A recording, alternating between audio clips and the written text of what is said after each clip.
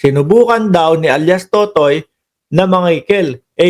Sigurado po ako, siyempre, aalamin, tatanungin ni Lorna Kapunan, niya si Atong Ang. Paano nangyari? Ganito, ganyan. Ipaliwanag mo sa akin. Paano kita ididepensa? Ganito, ganyan. Pag siguro ho, medyo nakarinig to ng, sablay yung sinasabi ni Atong Ang. Ayaw yan. Di ba?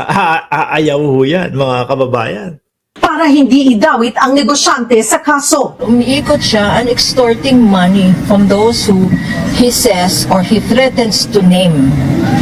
That is why Sir Atong Ang is coming forward in his attempt to bring out the truth. Paano nangyari yung extortion? Nagkita ba sila? Nag-usap ba sila? We have evidence. We will show in due course. No? Ako po, may ebidensya. Baka may text message, baka merong recording, yan ang makakaligtas kung sakali po kay Atong Ang, mga kababayan. Yung pagkakabanggit po ni Lorna Kapunan na we have evidence. The case that we are going to file. Hindi rin daw pwedeng sabihin na may kredibilidad si alias Totoy na maging state witness gaya ng sabi ng DOJ. The Department of Justice is taking the wrong lead. Hindi pwedeng maging state witness yan because siya mismo ang responsible, directly responsible sa mga nagdisappear. Hanggang ngayon, wala pang formal na salaysay si alias Totoy kaugnay ng kanyang mga akusasyon. Pero sa eksklusibong panayam ng News 5, nagpakilala si alias Totoy bilang si Julie Dondon Patidongan. Siya raw ang head security ng Manila Arena at manager ng AA Cobra Farm sa Santa Cruz, Laguna. Pakilala niya. Sabi ni Ma'am Delia Rosario, malamang may hawak si Atong na ebidensya. No? Sabi ni Alexander the Great, Sir Larry Bangalisan, yung trabaho nga, abogado na yan. Si Calbongero pa sana. Yun yung gusto kong malaman eh. No? Kung sino yung nag-iisang senador na sinabi. Kasi kahapon, mga boss chief amo sir, ang sabi, 2 congressman at 1 senador ang dawit dito. Di po ba, mga kababayan, 2 congressman at 1 senador ang dawit dito. Sino yung 1 senador na yun? Sa 24 na senador ho, mga kababayan, 1 lang po o dalawa ang nakikita ko. Si Bato, yung kinokomento lagi.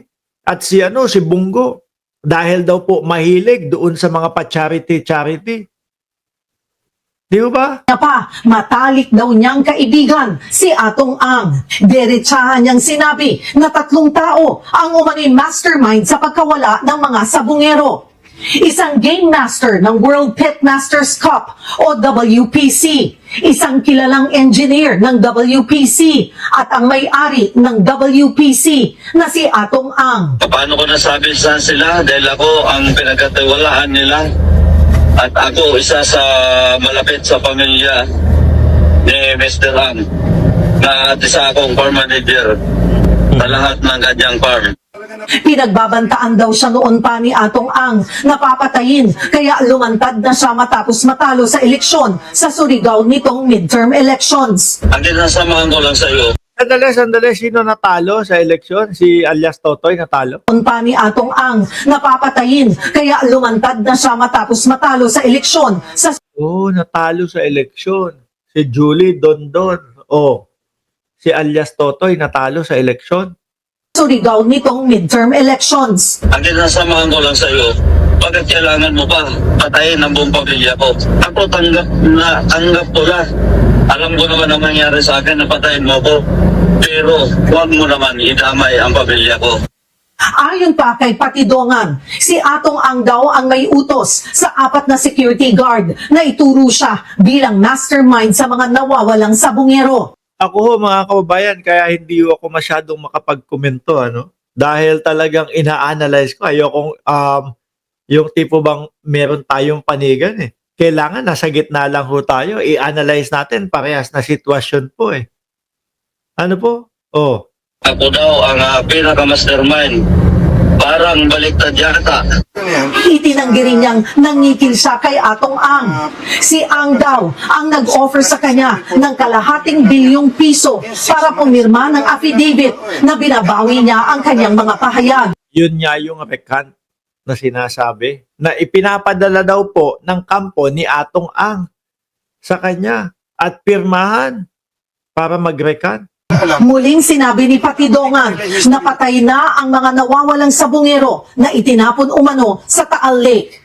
Pinaiimbestigahan na rin daw yan ni Pangulong Bongbong Marcos. Ipagpatuloy po ang pag-iimbestiga ng malalimang pag-iimbestiga para malaman kung sino pa talaga ang sangkot dito at mapanagot ang dapat mapanagot. O yan, talagang talagang hahagilapin mga kababayan Sabi ni Shiro Kansaki, in short, ginawang fall guy si Atong Ang. Si alias Totoy. Sabi, ginawang fall guy ni Atong Ang si alias Totoy. Sabi ni Shiro Kansaki. O eto pa po mga kababayan, meron din pong mga pumapalag na mga security. No?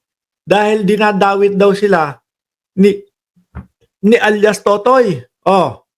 Sa Bueros. Live mula sa Iatras ko ha. O. Banat! demanda ng negosyante si Atong Ang, whistleblower na si alias Totoy.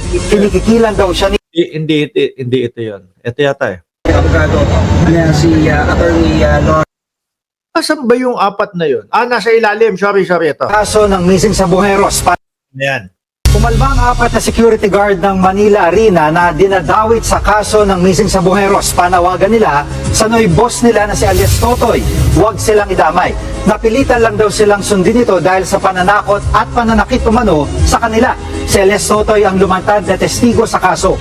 Binunyag niya na Ang hirap, no?